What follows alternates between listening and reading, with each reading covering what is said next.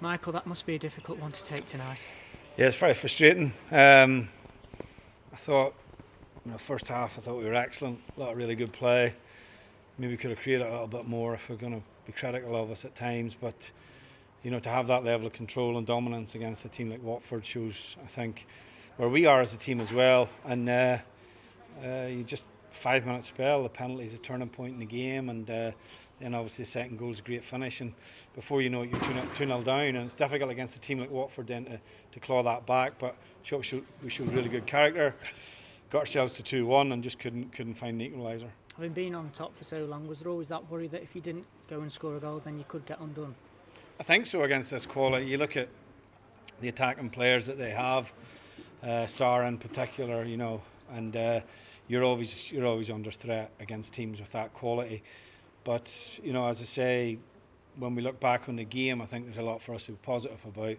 We're disappointed, obviously, not to take anything from the game, but performance-wise, and particularly performance of a lot of the younger players, was very positive tonight. Every team goes through a difficult spell, and clearly you're going through a difficult spell at the moment. But how important is it not to overreact in this situation? Look, I always look at the performance first and foremost. Results can go your way, or decisions in games can go far against you, but the most important thing for me is the performance of the team.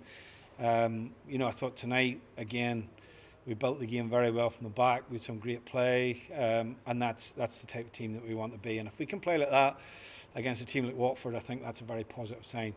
We've drawn too many games recently, and tonight we lost a game.